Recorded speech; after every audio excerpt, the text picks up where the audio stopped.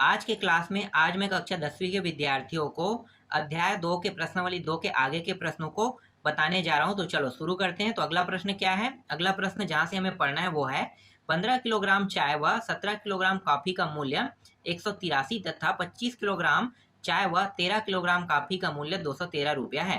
7 kilogram चाय और 1 kilogram coffee का मूल्य ज्ञात करना है हमें। तो ये प्रश्न कैसे बनेगा?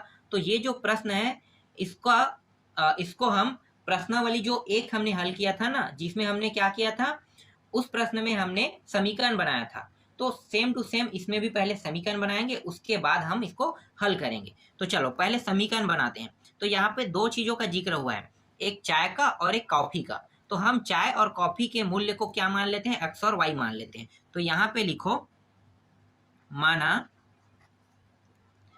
1 किलोग्राम चाय का मूल्य बराबर एक्स रुपया। इसी तरह से 1 किलोग्राम कॉफी का मूल्य क्या मानेंगे? इसको वाई रुपया मान लेते हैं। अब प्रश्न के हिसाब से चलते हैं। तो प्रश्न में क्या है?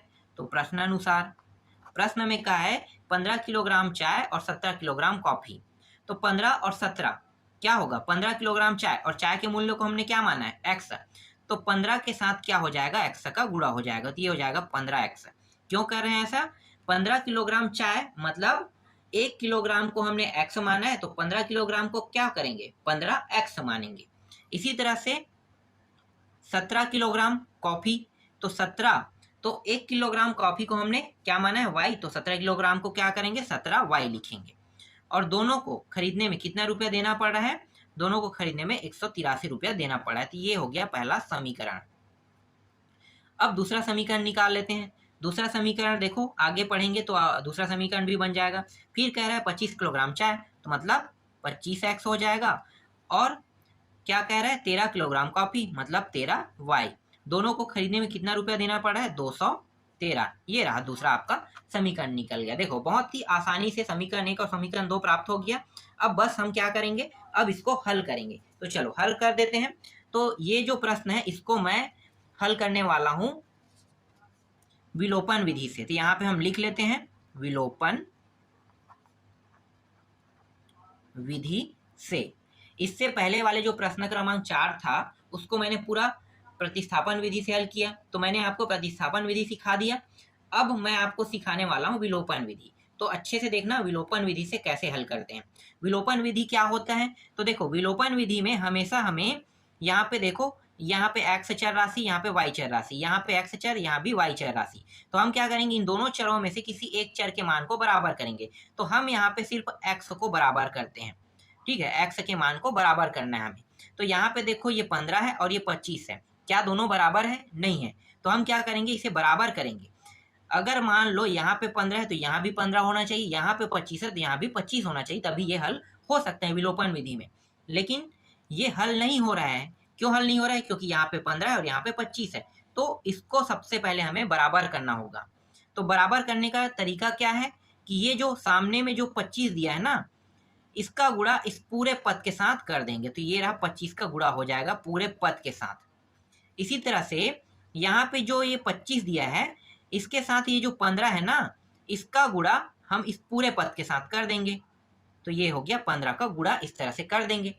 तो देखो विपरीत जो संख्याएं हैं, इसका गुणा इसके साथ हुआ, समझना है ना? इसका गुणा, ये देखो ये 15 है, इसका गुणा इस पूरे पद के साथ हो रहा है, और यहाँ पे जो 25 है इसका गुणा इस पूरे पद के साथ हो रहा है। यहाँ पे आपको कोई कंफ्यूजन थोड़ी हो रहा है। अगर कंफ्यूजन होगा तो आगे प्रश्न आप नहीं बना पाओगे, इसलिए यहीं पे कंफ्यूजन को खत्म करना। ऐसा हम क्यों कर रहे हैं? बराबर करने के लिए। दोनों के जो आगे के मान है, एक्स का जो मान है, उसको बराबर करने के लिए हम गुणा कर रहे हैं। तो चलो गुणा कर देते हैं। तो यहाँ पे 25 गुणित 15, तो ये हो गया 25 गुणित 15x, फिर प्लस यहाँ पे है 17y, इसके साथ 25 का भी गुणा इसके साथ भी होगा, तो ये हो गया 25 का गुणा।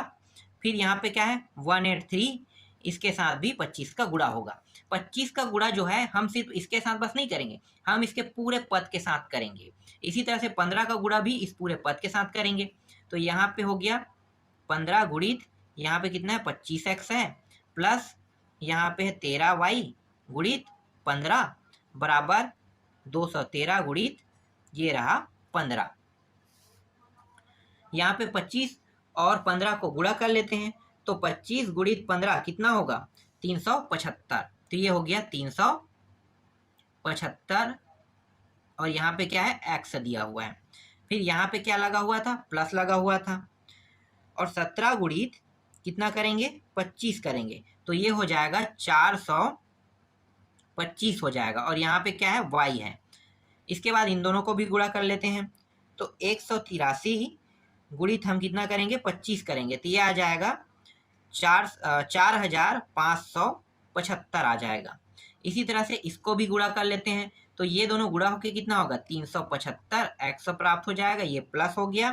फिर 13 गुणित कितना करेंगे 15 करेंगे, तो यहाँ पे आ जाएगा 195 आ जाएगा और यहाँ पे y है बराबर इन दोनों को गुणा कर दो, तो ये है 213 गुणित कितना है 15 दिया हुआ है, तो 213 गुणित 15 हो जाएगा 3195 हो जाएगा।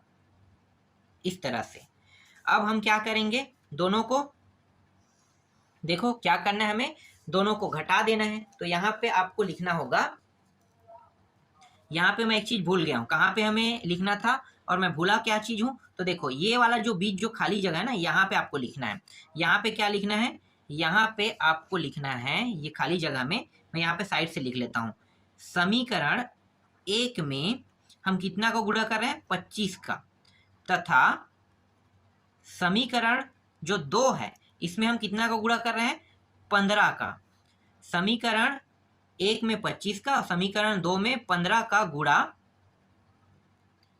करके क्या करेंगे, यहाँ पे देखो ये जो दोनों मान है वो क्या है प्लस में है, तो जोड़ेंगे कि घटाएंगे। अगर दोनों मान सेम है इसका मतलब ये है कि हमें घटाना है, और एक मान अगर प्लस में होता और एक मान माइनस में होता तो हम जोड़ते। तो यहाँ पे दोनों मान किस में है प्लस में, इसलिए हम क्या करेंगे घटाएंगे। तो समीकरण 1 में 25 तथा समीकरण 2 में 15 का गुणा करके घटाने पर, तो आप घटा देते हैं। तो देखो घटाएंगे तो यहाँ पे चिन्ह क्या था प्लस था, तो माइनस, ये प्लस है ये भी माइनस, ये भी प्लस है तो ये भी माइनस हो जाएगा। यहाँ पे ये दोनों देखो प्लस माइनस होने के कारण ये क्या होगा कट गया। समझ में आया हम बराबर क्यों करते हैं। अब आपको समझ में आया कि हम जो x वाली जो वैल्यू है उसको हमने बराबर क्यों किया। बराबर हमने इसलिए किया क्योंकि वो आसानी से कट जाए। तो देखो दोनों को जब हमने बराबर किया तो ये आसानी से कट गया। अब हम आसानी से y की वैल्यू हम निकाल सकते हैं। क्या कर सकते हैं y की वैल्यू निकाल सकते हैं। तो हम y की वैल्यू निकालने के लिए x वाले को कटाते हैं, इसीलिए हम उसको बराबर किए। अब y की वैल्यू निकालते हैं, तो घटा दो इसको, तो यहाँ पे प्राप्त हो गया ये 5 5 घटाएंगे 0, यहाँ पे कितना है 2 है 9 है, तो यहाँ पे घटाएंगे तो यहाँ पे कितना प्राप्त होगा 2 में 9 घटाएंगे 3 प्राप्त होगा। और यहाँ पे ये जो एक हासिल है यहाँ पे हमने लिया था ना, तो ये 12 हुआ था, और 12 में 9 घटाए तो कितना होगा 3 प्राप्त हुआ, तो ये अब 3 हो गया। 3 में 1 घटाएंगे कितना प्राप्त होगा 2, और यहाँ पे क्या है y दिया हुआ है। इसको भी ऐसे ही करते हैं, ये दोनों घटाते हैं 0 प्राप्त होगा। यहाँ पे देखो ये 7 है 9 घटेगा तो नहीं, तो क्या करेंगे इसे उधार लेना पड़ेगा। ये 17 बन गया, 17 में 9 घटाएंगे तो यहाँ पे कितना हो जाएगा 8 आ जाएगा। और ये कितना बन गया, हमने एक उधार लिया था तो ये 4 बन गया। 4 में 1 घटाएंगे तो कितना बचेगा 3 बचेगा। और यहाँ पे ये 4 है और ये कितना है 3 है, तो इसमें घटाएंगे तो कितना बचेगा 1 बचेगा। तो यहाँ पे 1380 यहाँ पे आ गया। अब इसको भाग दे देते हैं 1380 को, तो 1380 को हम भाग किससे देंगे 200, एक सेकंड कितना था 200, 1380 भागित 200 हमें कितना करना है 230 करना है। तो 230 करेंगे, तो देखो इसको हल कैसे करेंगे। यहाँ पे 1380 यहाँ पे दिया हुआ है, और यहाँ पे ये जो y है इसको यहीं पे रहने देंगे, और ये जो 30 है ये कहाँ पे जाएगा। इससे पहले वाले जो वीडियो है उसमें मैंने आपको बहुत ही बारीकी से बताया हूँ कि ये जो 30 है वो कहाँ पे जाएगा। 30 जो है y के साथ किस रूप में है गुणा के रूप में है। गुणा के रूप में मतलब क्या होगा तिरिया गुणा होगा, तो कहाँ पे आएगा नीचे में। तो यहाँ पे ये तिरिया गुणा हुआ है और ये 230 नीचे आ गया, ये दोनों कट गया। y बराबर 23 का पहाड़ा पढ़ो, तो 23 का पहाड़ा अगर हम मैं 6 बार पढ़ता हूँ तो 6 बार में ये पूरा कट जाएगा। तो यहाँ पे y का मान कितना प्राप्त हो गया 6 प्राप्त हो गया। अब इस y के मान को हम कहाँ पे रख सकते हैं तो y के मान को रखने के लिए हमारे पास दो समीकरण है। देखो कौन कौन से समीकरण है। यहाँ पे 15x प्लस 17y है 183, और यहाँ पे 25x प्लस 13y बराबर 213 है। इन दोनों में से किसी भी समीकरण में रख दो, x का मान निकल जाएगा। तो हम पहला समीकरण में रख लेते हैं। तो यहाँ पे आपको लिखना होगा समीकरण 1 में y का मान रखने पर, समीकरण 1 क्या है तो देखो 15x है, तो यहाँ पे लिखो 15x लिखना है आपको। एक सेकंड, यहाँ पे लिखते हैं 15x, फिर प्लस फिर 17, और y के जगह में हम कितना रखेंगे 6, तो y का यहाँ पे गुणा कर देते हैं 6 के साथ, फिर बराबर 183। ये हो जाएगा 15x प्लस इन दोनों को गुणा करेंगे तो 17 छक्के कितना होता है 102, तो यहाँ पे आ गया 102 प्राप्त हो गया, बराबर ये हो गया 183। अब यहाँ पे हम क्या करेंगे, देखो तिर्या गुणा करेंगे कि पक्षांतर करेंगे, यहाँ पे पक्षांतर होगा। तो यहाँ पे 15x यहाँ पे रख लेते हैं, और ये नंबर और नंबर एक साइड कर लेते हैं। तो ये हो गया 183 माइनस 102, ये प्लस में था उस साइड जाके क्या हो गया माइनस हो गया।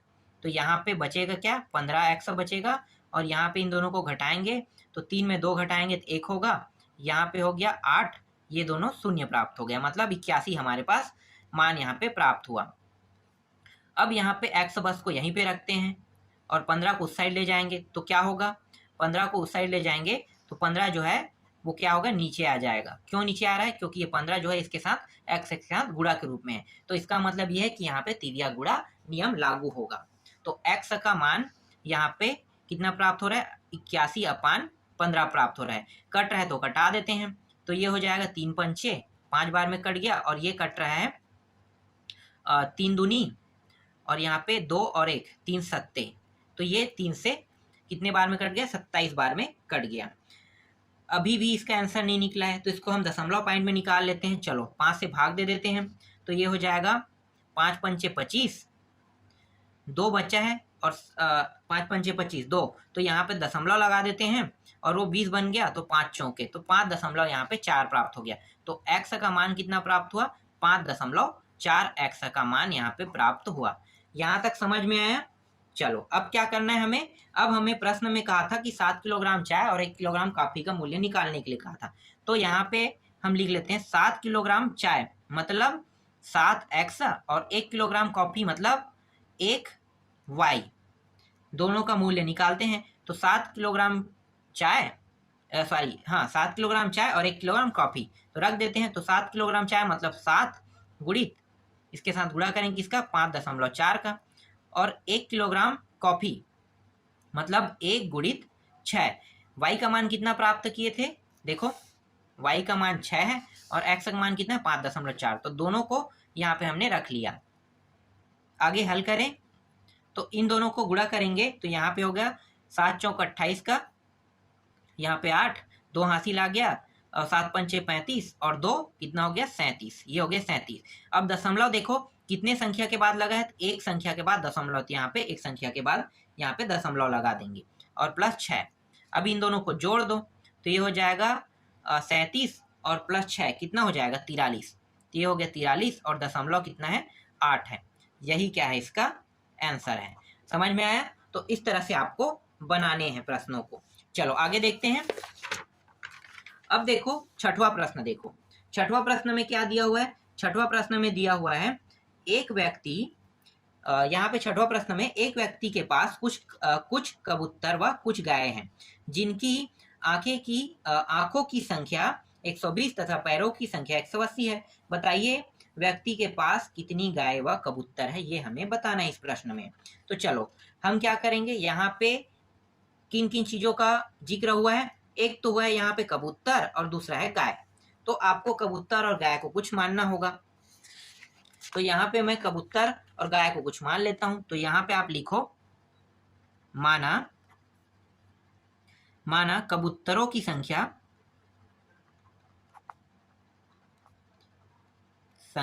क्या है x है, हमने इसको x मान लेते हैं।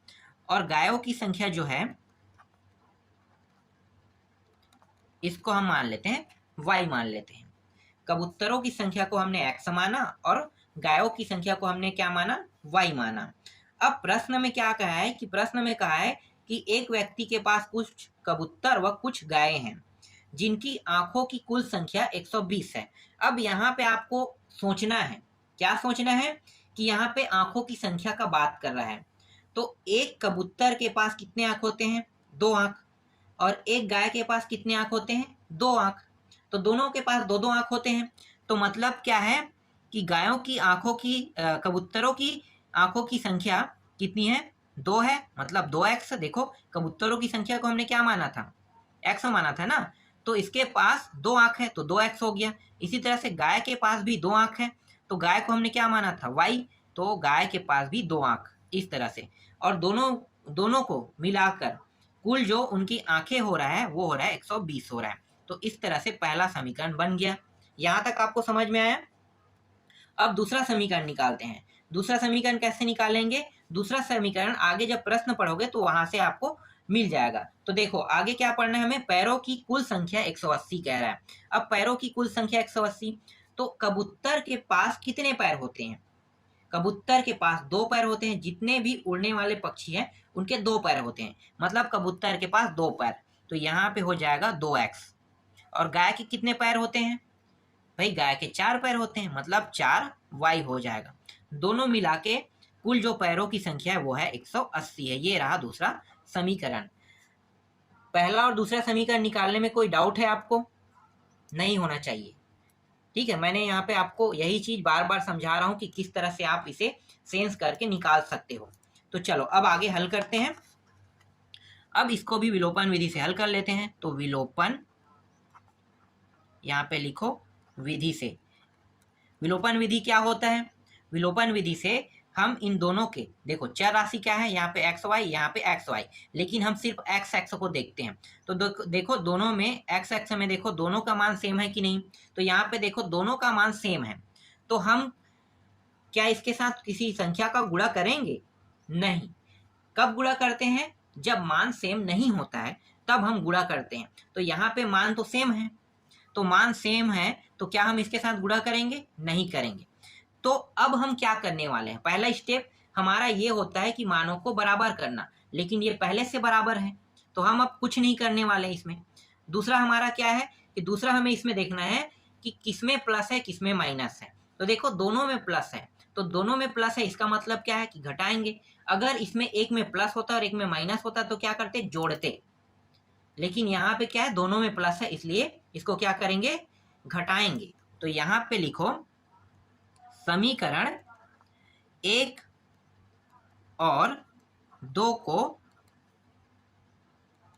घटाने पर, इस तरह से आपको लिखना होगा। समीकरण 1 और 2 को घटा रहे हैं। तो समीकरण 1 क्या है, देखो 2x है प्लस 2y बराबर यहाँ पे 120 दिया। और समीकरण 2 क्या है, 2x प्लस 4y बराबर 180 दिया है। घटाने का जिक्र हुआ है, मतलब क्या है कि घटाएंगे तो यहाँ पे जो चिन्ह है वो बदल जाएगा। यहाँ पे प्लस है माइनस हो गया, ये प्लस है ये भी माइनस, ये प्लस है ये भी माइनस हो गया। ये प्लस माइनस होके क्या हो गया, कट गया। अब यहाँ पे देखो ये प्लस है ये माइनस में है तो क्या हो जाएगा, घट जाएगा। तो ये 4 में 2 घटाओगे कितना आएगा, 2y आएगा। और प्लस माइनस वाला क्या है, बड़ा है, तो इसका चिन्ह क्या होगा, आगे में लग जाएगा। इसी तरह से यहाँ पे देखो ये 0 हो गया, यहाँ पे 6 आ गया, यहाँ पे 60 आ जाएगा और ये 0। अब यहाँ पे देखो 180 120 से बड़ा है तो इसका जो चिन्ह है वो क्या है, माइनस है, तो यहाँ भी माइनस हो जाएगा। यहाँ भी माइनस, यहाँ भी माइनस, मतलब ये दोनों मान किस में आ जाएगा, प्लस में आ जाएगा। यहाँ पे y बस को रखो और 60 और ये जो 2 है वो कहाँ पे आ जाएगा, नीचे आ जाएगा तिरिया गुणा होके। तो तिरिया गुणा आप लोगों को समझ में आ गया होगा। अगर इससे पहले वाले वीडियो को नहीं देखे होंगे तो इस वीडियो के कमेंट में भी लिंक है और साथ ही साथ डिस्क्रिप्शन बॉक्स में भी लिंक है, दोनों जगह से आप उस वीडियो को देख सकते हो। चलो आगे हल करें। अब इसको कटा देते हैं, तो ये कट गया 2 एकम और 2 तिया 2 शून्यम। तो यहाँ पे y का मान प्राप्त हो गया 30 प्राप्त हो गया। y का कितना मान प्राप्त हुआ, 30। अब y के मान को हम रख लेते हैं समीकरण 1 या 2, किसी में भी रखो निकल जाएगा। तो हम समीकरण 1 में रख लेते हैं। समीकरण 1 में y का मान रखने पर। समीकरण एक क्या है, तो देखो 2x है प्लस 2 और y के मान हम रखेंगे तो यहाँ पे आ जाएगा 30 आ जाएगा बराबर 120।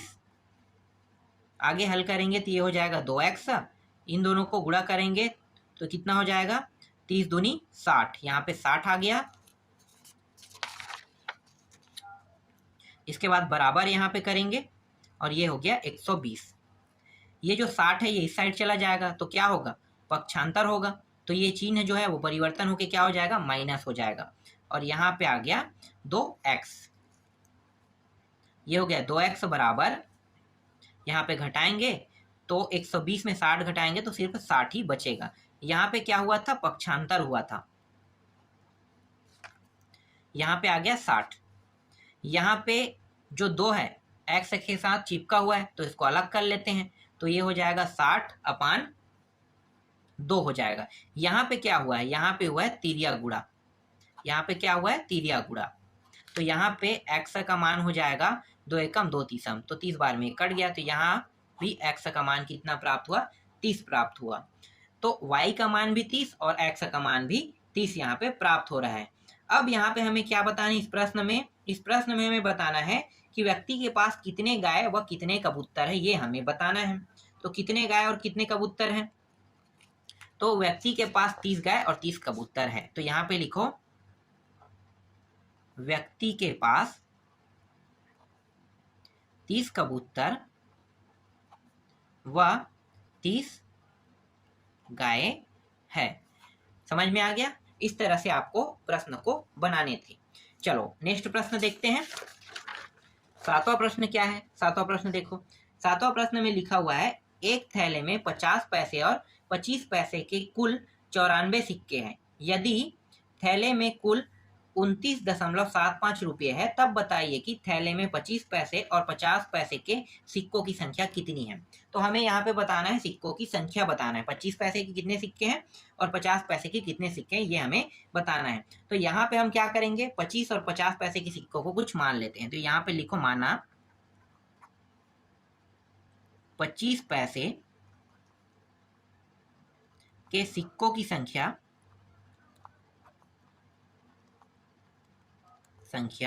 को हम x मान लेते हैं। इसी तरह से 50 जो पैसे हैं सिक्कों की संख्या, इसको हम y मान लेते हैं। 25 पैसे की सिक्कों की संख्या हम x मानते हैं और 50 पैसे की सिक्कों की संख्या को हम y मान लेते हैं। अब प्रश्न के हिसाब से चलो, तो यहाँ पे लिखो प्रश्नानुसार। प्रश्न में क्या कहा है, तो प्रश्न में कहा है कि एक थैले में 50 पैसे और 25 पैसे के कुल 94 सिक्के हैं। तो देखो 25 पैसे के सिक्के को हमने x माना और 50 पैसे के सिक्कों को क्या माना, हमने y माना। तो हम क्या करेंगे, दोनों को जोड़ देंगे, तो दोनों को मिलाकर कुल कितने सिक्के हैं, 94 सिक्के हैं। ठीक है, कितने सिक्के हैं, 94 हो रहा है। इसके बाद हम क्या करेंगे, इसके बाद देखो फिर से प्रश्न पढ़ो, यदि थैले में कुल 29.75 रुपये है। अब यहाँ पे रुपया में दिया है और हम पैसे में बना रहे हैं, तो इसको हम क्या करेंगे, रुपये में बांटेंगे। तो पहले इसे आप रुपया बनाओ, इसको 29.75 को, तो 29.75 को रुपया बनाने का तरीका क्या है, रुपया बनाने का तरीका है 29.75 के साथ गुणा कितना का कर देंगे। एक रुपये में कितने पैसे होते हैं ये मुझे पहले बताओ, 100 पैसे, तो 100 पैसे से हम गुणा कर देंगे, तो ये क्या हो जाएगा, पूरा का पूरा पैसा बन जाएगा। तो ये बन गया 29.75 पैसे बन गया। ठीक है, ये पूरा का पूरा पैसे में कन्वर्ट हो गया। यहां तक समझ में आया। और ये रहा हमारा ये पहला समीकरण है। अब हम दूसरा समीकरण निकालते हैं, तो चलो दूसरा समीकरण निकालो। अब यहाँ पे देखो हमने क्या किया था, हमने यहाँ पे 25 पैसे के सिक्कों की संख्या को हमने x माना था और 50 पैसे की सिक्कों की संख्या को हमने y माना था।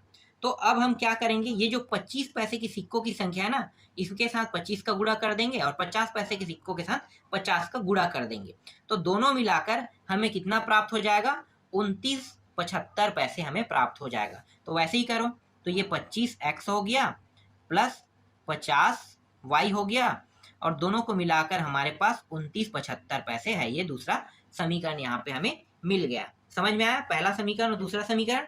अब हम क्या करेंगे, अब हम समीकरण 1 और 2 को देखना है हमें। समीकरण 1 और 2 को हम देखेंगे और देखो समीकरण 1 और 2 को देखो और इसमें ये देखो कि क्या दोनों के x वाला जो मान है वो बराबर है कि नहीं। तो देख लेते हैं।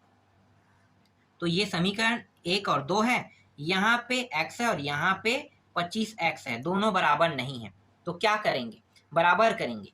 तो बराबर करने के लिए कितने का गुणा करेंगे, तो देखो यहाँ पे तो x दिया है, यहाँ भी x है, यहाँ पे 25 का अगर हम गुणा कर दें तो ये ऑटोमेटिकली दोनों बराबर हो जाएगा। तो हमें दोनों में गुणा करने की जरूरत नहीं है, यहाँ से हमें सिर्फ यहाँ बस को गुणा करना है, कितने का, 25 का। तो देखो पूरे पद में अगर हम 25 का गुणा कर देंगे तो ये भी 25 ये भी 25, दोनों बराबर हो गया। तो दोनों को बराबर कर ले। देखो यहाँ पे अभी आपको समझ में नहीं आया होगा ये कैसे बन रहा है। तो यहाँ पे ध्यान दो, यहाँ पे कुछ नहीं मतलब 1 है, तो यहाँ पे हम क्या करेंगे, 1 का गुणा करेंगे ना।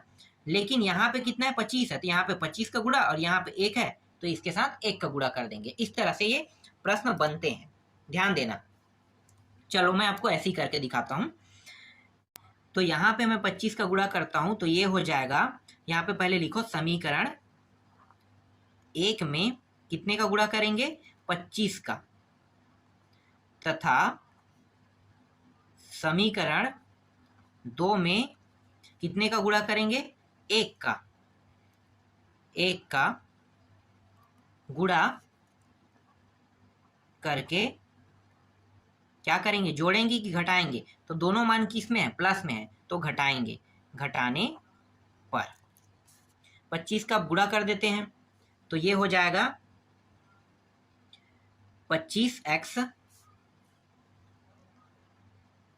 फिर यहाँ भी 25 का अंदर गुणा होगा तो ये हो जाएगा 25y, फिर 94 के साथ भी 25 का गुणा होगा। तो 94 के साथ 25 का गुणा करने पे कितना प्राप्त हो रहा है, तो देखो 94 के साथ मैं 25 का गुणा करता हूँ तो ये हो जाएगा 94 के साथ गुणा किसका करेंगे, 25 का, तो 2350 हमें प्राप्त होगा। तो यहाँ पे लिखो 2350 लिख लो, और यहाँ पे 1 का गुणा करेंगे तो यही मान प्राप्त होगा। तो जैसा है वैसा उतार लेते हैं, 2975। यहाँ तक समझ में आया। अब क्या करेंगे, घटाएंगे। तो घटा दो तो ये चिन्ह क्या हो जाएगा, सभी का परिवर्तन हो जाएगा। ये प्लस माइनस होने के कारण कट गया, ये प्लस है माइनस है घट जाएगा। तो यहाँ पे कितना प्राप्त होगा, यहाँ पे 25y प्राप्त होगा। इसी तरह से इसको भी घटा देते हैं तो यहाँ पे 5 प्राप्त हो गया, यहाँ पे 2 प्राप्त हो गया, और ये क्या है, 9 है, 3 जाएगा कितना होगा, 6 बचेगा, और ये दोनों 0 हो जाएगा। और देखो संख्या कौन सा बड़ा है, ये बड़ा है ना, तो इसका चिन्ह को हमें लिखना है। और यहाँ भी वैसा ही है, ये भी बड़ा था तो इसका भी हम चिन्ह यहाँ पे ले लेते हैं। दोनों किस में है, माइनस में है, तो क्या हो जाएगा, दोनों जो है वो प्लस बन जाएगा। यहाँ पे y को यहीं पे रखते हैं और 625, और ये जो 25 है इसके साथ गुणा के रूप में है, इसका मतलब क्या है, नीचे में आ जाएगा इस तरह से। तो 25 से कम और 25 के पहाड़े से इसे कटाते हैं तो कितने बार में कट जाएगा, 25 के पहाड़े से इसे कटाते हैं तो ये जो है ये 25 बार में कट जाएगा। ठीक है, 25 से कम, 25 25 हम 625 होता है, तो ये कट गया। तो y का मान कितना प्राप्त हुआ, 25 यहाँ पे प्राप्त हुआ। यहाँ तक समझ में आया। चलो आगे हल करें। अब हम क्या करेंगे, इस y के मान को समीकरण 1 में रखने पर समीकरण 1 क्या है, देखो यहाँ पे x प्लस वाई बराबर 95, तो हम इस समीकरण में रख देते हैं। तो यहाँ पे लिखो x प्लस वाई का मान कितना है, 25, तो यहाँ पे हम डायरेक्ट 25 रख लेते हैं, और यहाँ पे क्या है, 94। ये x यहीं पे रहने दो और इस 25 को उस पार ले जाते हैं तो यह जाएगा 94, और ये माइनस कितना हो जाएगा, 25। इस साइड जाके क्या हो गया, पक्षांतर हो गया। तो यहाँ पे कौन से नियम लगे, पक्षांतर। यहाँ पे देखो कौन से नियम लगा है, यहाँ पे तिर्या गुणा नियम, इस तरह से फॉर्म में होता है तो हटाते हैं तो ये तिर्या गुणा नियम होता है, और इस तरह से ये प्लस माइनस लगा रहता है और इसको इस साइड ले जाते हैं, क्या हो जाता है, ये पक्षांतर नियम होता है। तो यहाँ पे x बराबर, इसको घटाएंगे तो कितना प्राप्त होगा, तो यहाँ पे घटाएंगे तो यहाँ पे आ जाएगा, यहाँ पे ये 4 है और ये 5 है तो घटेगा तो नहीं, तो इससे एक उधार लेंगे तो ये 14 हो जाएगा। 14 में 5 घटाओ तो कितना प्राप्त होगा, 9 प्राप्त होगा। ये 8 बन गया, 8 में 2 घटाओ कितना होगा, 6। तो यहाँ पे कितना प्राप्त होगा, x का मान 69 प्राप्त हो गया। इस तरह से x का मान 69 और y का मान कितना प्राप्त हुआ, 25। अब हमें इस प्रश्न में क्या निकालना है, 25 पैसों और 50 पैसों के सिक्कों की संख्या हमें निकालना है। तो 25 पैसों के सिक्कों की संख्या क्या प्राप्त हुआ है?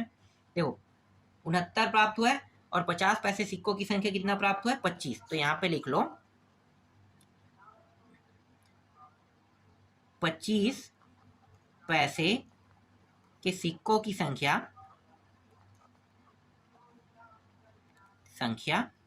कितनी है?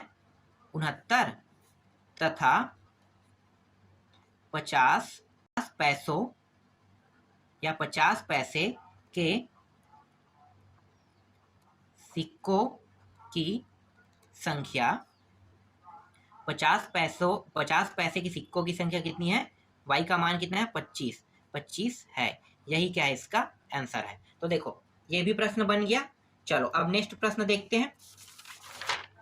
इसके बाद देखो अगला प्रश्न क्या है। तो यहाँ पे अगला जो प्रश्न है वो है, दो संख्याओं का योग 25 तथा उनके व्युत्क्रमों का योग 1/4 है, संख्याएं ज्ञात कीजिए। तो यहाँ पे हमें संख्याएं ज्ञात करना है। अब यहाँ पे संकेत भी दिया है कि कैसे बनाना है। तो देखो इसको कैसे हल करेंगे। तो यहाँ पे पहले तो दोनों संख्याओं को कुछ मानना है, क्योंकि यहाँ पे ना तो पहली संख्या दिया है ना तो दूसरी संख्या दिया है। तो हम क्या करेंगे, हम मान लेते हैं, माना पहली संख्या को हम x मानते हैं, और जो दूसरी संख्या है उसको हम मान लेते हैं y।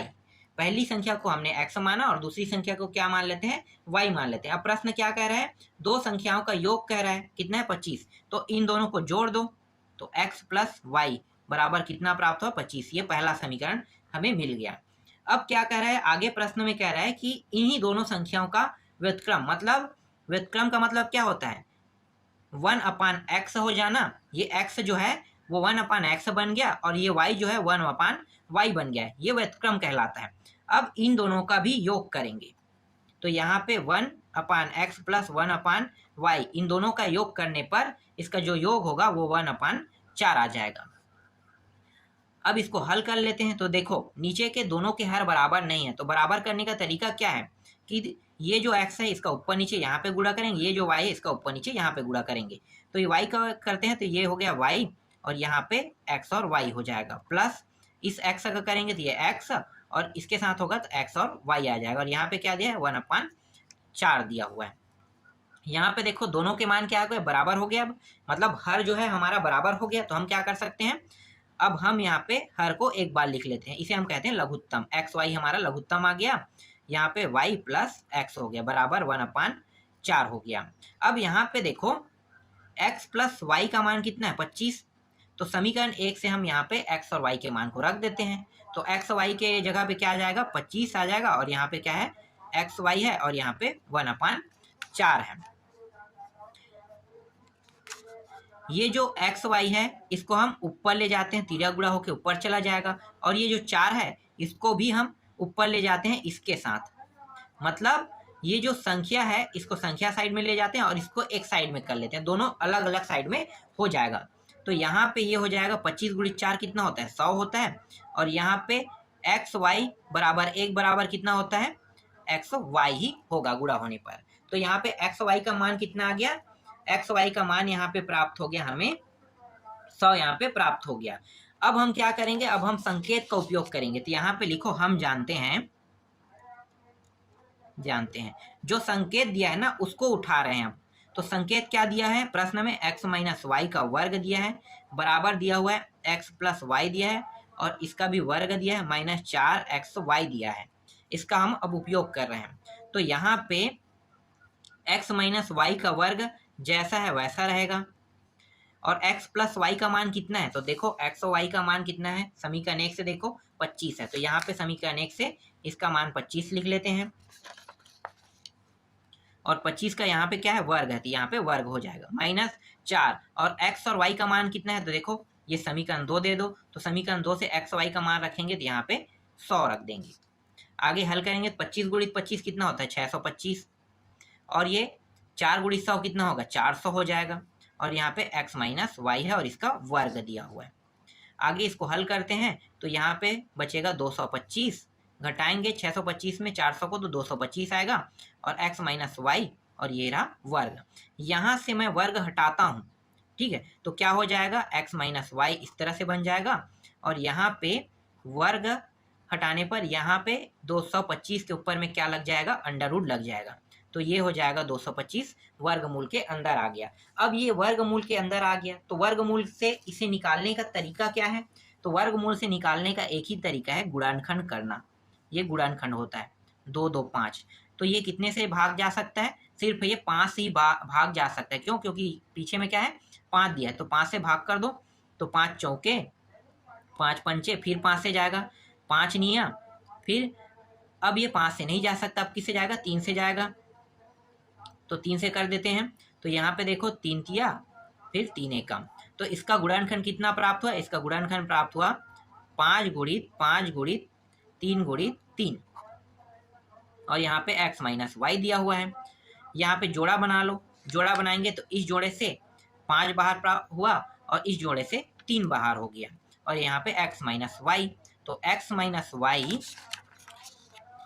बराबर 5 या कितना हो गया 15। तो x माइनस वाई का मान कितना प्राप्त हुआ 15। ये दूसरा समीकरण हो गया हमारे पास, सॉरी ये तीसरा समीकरण, दूसरा समीकरण तो हो चुका था ना। तो हमारे पास 2 समीकरण प्राप्त हो गया, पहला और तीसरा। दूसरा को आप लोग समीकरण के रूप में मत लेना, क्यों, क्योंकि उसको हम लेके हल नहीं कर सकते, लेकिन हम पहला और तीसरा को लेकर हल कर सकते हैं। तो हमारे पास 2 समीकरण निकल गया, समीकरण 1 और समीकरण 3। अब हम क्या करेंगे, समीकरण 1 और 3 को देखेंगे। समीकरण 1 और 3 को देखो तो देखो समीकरण 3 में यहाँ पे x दिया है और समीकरण 1 में भी देखो x दिया है। तो दोनों के जो आगे के जो मान है ना, x जो है वो दोनों सेम टू सेम है। तो क्या हम इसमें किसी के साथ गुणा करेंगे, किसी संख्या का नहीं करेंगे। क्या करेंगे, सिर्फ हम यहाँ पे घटाएंगे। क्यों घटा रहे हैं, क्योंकि यहाँ पे प्लस में ये भी मान है और ये भी मान क्या है, प्लस में है। दोनों सेम है लेकिन दोनों किस में, प्लस में, इसलिए हम क्या करेंगे, घटाएंगे। तो यहाँ पे लिखो समीकरण 1 में 2 को क्या करने पर, घटाने पर। ठीक है, हम किस विधि से हल करें, विलोपन विधि। ठीक है, विलोपन विधि का यही नियम है। तो समीकरण 1 में 2 को घटा दो। तो समीकरण 1 को पहले लिखो x plus y, x plus y बराबर कितना है 25 दिया हुआ है। और दूसरा यहाँ पे, सॉरी ये तीसरा है, यहाँ पे देखो तीसरा है। तो यहाँ पे तीसरा क्या है, x माइनस वाई बराबर ये है 15। घटाएंगे, चिन्ह परिवर्तन हो जाएगा, ये माइनस ये प्लस बन जाएगा, ये माइनस हो जाएगा, ये दोनों कट गया, ये दोनों प्लस हो गया है। तो ये हो जाएगा 2y, और यहाँ पे इसके साथ घटाएंगे तो यहाँ पे बचेगा 10। यहाँ पे y को अकेला करते हैं तो 10 बटा कितना हो जाएगा, 2 हो जाएगा। और यहाँ पे y का मान कितना प्राप्त हो गया, 5 प्राप्त हो गया। इस तरह से इस y के मान को कहाँ पे रखेंगे, y के मान को चाहे तो आप समीकरण 1 में रखो, 2 में रखो, 3 में, किसी में भी रखो। हमारे पास 3 समीकरण है ना, देखो ये रहा समीकरण 1, ये रहा समीकरण 2 और ये रहा समीकरण 3। जिसमें भी रखोगे x का मान आ जाएगा। तो चलो रखते हैं। तो यहाँ पे x का मान निकालते हैं। तो हम क्या करेंगे, समीकरण 1 में रखेंगे। तो यहाँ पे लिखो समीकरण 1 में y का मान रखने पर, समीकरण 1 क्या था, x प्लस वाई बराबर 25 था ना। तो यहाँ पे x प्लस वाई की जगह पे कितना रखेंगे, 5 रखेंगे, और ये हो गया 25। फिर x, ये 5 उस साइड चला जाएगा तो ये हो जाएगा माइनस हो जाएगा। और यहाँ पे x बराबर कितना प्राप्त हो गया, 20 यहाँ पे प्राप्त हो गया। तो देखो हमारे पास x का मान 20 प्राप्त हुआ और y का मान कितना प्राप्त हुआ, 5 प्राप्त हुआ। तो पहली संख्या क्या है, 20 है, और दूसरी संख्या क्या है, 5 है। यही क्या है, यही दोनों जो है इसका आंसर है। समझ में आया। चलो आगे देखें नेक्स्ट प्रश्न। इसके बाद देखो अगला प्रश्न को देखते हैं। तो 9वां प्रश्न में क्या है, 9वां प्रश्न में कहा है कि वे 9वां प्रश्न है, 2 संख्याओं का अंतर 14 तथा उनके वर्गों का अंतर कितना हुआ, उनके वर्गों का अंतर है 448 है। संख्या ज्ञात कीजिए। यहाँ भी हमें संख्या ज्ञात करना है और यहाँ पे संकेत इसमें भी दिया हुआ है। तो चलो हल करते हैं। तो यहाँ पे हम मान लेते हैं, माना पहली संख्या क्या है, x है, तो दूसरी संख्या क्या होगी, y होगी। क्यों y होगी, इसलिए y होगी क्योंकि पहली संख्या को हम अगर x मानते तो दूसरी संख्या क्या होगा, y होगा। और यहाँ पे दोनों संख्याओं को नहीं दिया है, तो पहली और दूसरी संख्या हमने मान लिया। चलो आगे हल करें। अब क्या करने के लिए कहा है, दो संख्याओं का अंतर, अंतर का मतलब होता है घटाना, अंतर का मतलब घटाना। इसे आप समझ सकते हो, किस तरह से समझोगे, अंतर का मतलब होता है गैप डिस्टेंस, ठीक है, गैप या डिस्टेंस। कैसे, देखो आप लोग दो भाई हो मान लो, एक बड़ा एक छोटा, तो बड़े भाई छोटे भाई से कितने साल बड़ा है ये निकालने के लिए कहा जाएगा, तो क्या करोगे, घटाओगे ना, तो इसी को कहते हैं अंतर। तो यहाँ पे दोनों का अंतर कर लेते हैं, तो यहाँ पे x में घटाएंगे y को और इसका अंतर हो जाएगा 14। ये हो गया पहला समीकरण, पहला समीकरण निकल गया। अब प्रश्न में और क्या दिया हुआ है, तथा उनके वर्गों का अंतर, किनके वर्गों का अंतर, इन दोनों के वर्गों का अंतर। तो x का वर्ग कर दो, फिर माइनस y का वर्ग कर दो, दोनों को वर्ग करने के बाद इसका अंतर कितना आ रहा है, 448 आ रहा है। अभी हम इसे दूसरा समीकरण नहीं मानेंगे, ठीक है, क्यों नहीं मानेंगे, क्योंकि हमारे पास इस तरह से फॉर्म में चाहिए समीकरण के लिए, तो ये हमारा दूसरा समीकरण नहीं, इसको अभी आगे और हल करेंगे। तो हम संकेत का उपयोग करेंगे। अब हम जानते हैं क्या जानते हैं कि जो संकेत है उसको अब हमें लिखना है। तो संकेत क्या दिया, एक्स का वर्ग माइनस वाई का वर्ग बराबर एक्स प्लस वाई दिया और एक्स माइनस यहाँ पे वाई दिया हुआ है। एक्स का वर्ग माइनस वाई का वर्ग मान कितना दिया है, देखो 448, इसके स्थान पे 448 लिख दो। एक्स प्लस वाई का कोई मान नहीं है तो जैसा है वैसा लिखो इसे, और एक्स माइनस वाई इसका मान कितना है, देखो 14, तो यहाँ पे 14 लिख लेते हैं। अब यहाँ पे x प्लस वाई को जैसा है वैसा रहने देते हैं, इस 14 को इस साइड ले आते हैं। तो यहाँ पे ये 14 जो है ये गुणा के रूप में, इसका मतलब क्या होगा, गुणा के रूप में मतलब ये नीचे में आ जाएगा, और 14 से इसे भाग देंगे, तो 14 से भाग देंगे तो ये 32 बार में कट जाएगा। तो यहाँ पे 32 आ गया और ये x प्लस वाई आ गया। अब इसको पलट लेते हैं, इसका मान इस साइड, इसका मान इस साइड, तो दोनों को आपस में एक दूसरे साइड से लेफ्ट से राइट और राइट से लेफ्ट ले जा रहे हैं, तो इसके चिन्ह में कोई परिवर्तन नहीं होगा, ठीक है, जैसा है वैसा रहेगा, क्योंकि दोनों को ले जा रहे हैं। अगर हम एक को लिखते तो क्या होता, चिन्ह जो है प्लस से माइनस या माइनस से प्लस हो जाता, लेकिन दोनों को अदला बदली कर रहे हैं तो जैसा चिन्ह एक में वैसा दूसरे में भी रहेगा। तो यहाँ पे x प्लस वाई हो जाएगा और ये इस साइड आके 32 हो गया, तो दोनों का चिन्ह क्या रहेगा, जैसा है वैसा, क्योंकि हमने दोनों को बदला है। तो इस तरह से ये दूसरा समीकरण हमें मिल गया। अब हम क्या करेंगे, अब हम यहाँ पे समीकरण 1 और समीकरण यहाँ पे 2, ठीक है, दोनों के पहले पहले पद को देखेंगे। तो यहाँ पे देखो x है और यहाँ भी x है, दोनों सेम है, तो क्या करेंगे, दोनों सेम है और दोनों प्लस में तो घटा देंगे। तो यहाँ पे लिखो समीकरण 1 में 2 को घटाने पर, समीकरण 1 क्या है, x माइनस वाई बराबर 14, और समीकरण 2 क्या है, x प्लस वाई बराबर यहाँ पे दिया हुआ है 32 दिया हुआ है। घटाएंगे तो चिन्ह परिवर्तन हो जाएगा, ये प्लस है माइनस, ये भी प्लस है माइनस, ये भी प्लस है तो माइनस, ये प्लस माइनस होने के कारण कट गया, ये माइनस जुड़ जाएगा तो माइनस 2y हो जाएगा, बराबर यहाँ पे इन दोनों को घटा देंगे, तो घटा दो, तो ये 32 है, ये 14 है, तो यहाँ पे घटाएंगे तो कितना आएगा, तो देखो यहाँ पे ये हो गया 12 और यहाँ पे 4 घटाएंगे तो 8 आ जाएगा, और ये 2 में एक घटाएंगे तो यहाँ पे 18 आ जाएगा। तो यहाँ पे 18 आ गया, और यहाँ पे देखो इसका चिन्ह जो है वो मतलब 32 जो है वो बड़ा है, तो इसका चिन्ह क्या होगा, 18 के साथ लिख लेंगे। तो यहाँ भी माइनस, यहाँ भी माइनस, दोनों में माइनस माइनस है, तो क्या हो जाएगा, दोनों प्लस बन जाएगा। इस तरह से ये हो गया y बराबर 18/2, तो y बराबर कितना प्राप्त हो गया, 9 प्राप्त हो गया। y के मान को चाहे हम समीकरण 1 में रखें चाहे समीकरण 2 में, x का मान निकल जाएगा, तो हम समीकरण 1 में ही रख लेते हैं। समीकरण 1 में y का मान रखने पर, समीकरण 1 क्या है, तो समीकरण 1 है x माइनस यहाँ पे y दिया है बराबर 14 जो है समीकरण 1 है, तो ये रहा समीकरण 1। तो यहाँ पे x माइनस वाई का मान कितना है, 9 बराबर ये 14, x बराबर 9 उस पार ले जाते हैं तो ये 14 माइनस 9 हो जाएगा, तो x बराबर कितना प्राप्त हो गया, 5, तो x का मान यहाँ पे 5 प्राप्त हो गया।